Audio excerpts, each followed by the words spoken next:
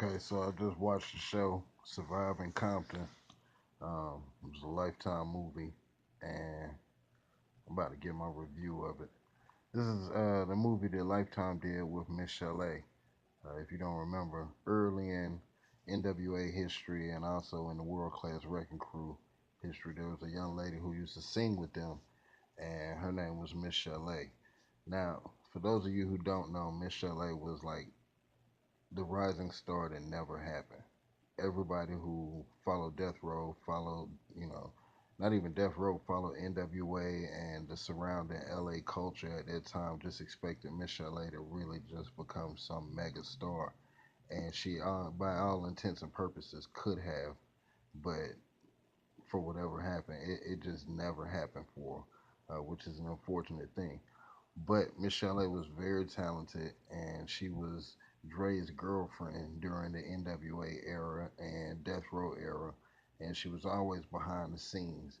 But she had her own career that she let fizzle. So this is the story of her career and what happened, um, being Dre's girlfriend slash baby mama, and how she saw that whole era and her perspective on it. And I gotta admit, it was really good.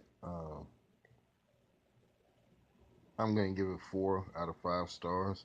I actually think it should have been in the movie theaters, because it's a lot better than I really expected it to be. Like I had been seeing advertisements for it on YouTube for a couple of days now, and I didn't pay much attention to it. But then I watched it on YouTube. Somebody uploaded a video, and I kind of checked it out. But um, hey, what can I say?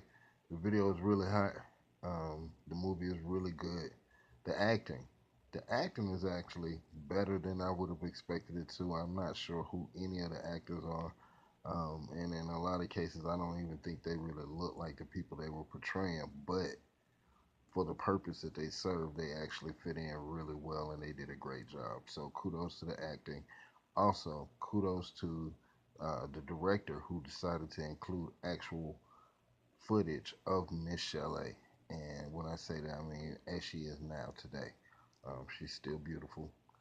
Still has that very squeaky voice everybody knows her for. She was world famous almost for that squeaky voice that made her sound like Minnie Mouse. That's her real voice. It's always been that way. But when she sings, if you know Miche'le, she has a very, very powerful voice. So you may want to go back and try to find some of her older tracks. Again, she was, like the first lady at N.W.A, if you will. So anyway, that was my review of Surviving Compton, which really should be called the Miche'le story. It's very interesting. It plays out a lot like What's Love Got to Do with It, starring Ike Turner and Tina Turner and their story. But it's a really good portrayal, and I find it to be fairly accurate, for the simple fact that um, even back then, I knew that Dre was abusive towards Miche'le. Everybody knew it, but it was kind of like unspoken at the time. Nobody really came out and said, "Yo, Dre kicking Miche'le's ass." I mean, it was well known that she was his girl and she was being abused, but it just wasn't something that was spoken about for whatever reason. It just nobody really suspected maybe it was as bad as it may have been, but and even from her standpoint, I can't say that. I know I never witnessed any of it firsthand. It was just well known that Dre was abusive. I mean, we all played it. We all knew about it when he slapped and knocked unconscious D Barnes for confronting him about supposedly being a woman beater and his misogynistic lyrics. And we know how that played out. He got sued or whatever. We know about other instances where Dre has lashed out at women. So it's not anything new, and I'm not disparaging Dre in any way. It's just what it is, Dre. Shit, don't get mad at me, bro. You did it, not me. But Dre is still by far, in my hands, in my opinion, is the dopest producer ever. He is a West Coast legend. Um, he's a hip hop legend. All respect goes to him. He's deserving of every accolade that he's ever gotten because he's done it longer, better, and more consistent than any other person that's coming to the industry. So don't think I'm just hating on Dre or whatever, but this movie was kind of deep and gave some insight into just how deep the abuse was, not the fact that it shed light on the abuse. We knew it was. We knew the abuse was going on. Those who follow hip hop back then, we knew it was going on, but you know, not to the extent.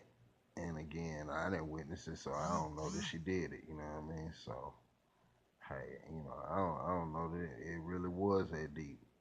This could just be, hyped up for whatever her personal reasons or whatever. But anyway, like I said, I enjoyed the movie. I'm giving it 4 out of 5 stars, uh, and I really think it would have been better on the big screen and would have got more attention on the big screen than on Lifetime. Oh, one thing I do want to point out though is that the same guy who plays Suge Knight in Straight Outta Compton plays him in this movie as well. So that was a kind of accurate portrayal because I always thought he actually did look like Suge Knight. The next person who kind of looked like they did, the actual person was Easy. Easy kind of looked like himself, and Q kind of looked like himself a little bit, not much. It kind of looked like they glued his beard on and shit, but whatever. Um, so anyway, that's it.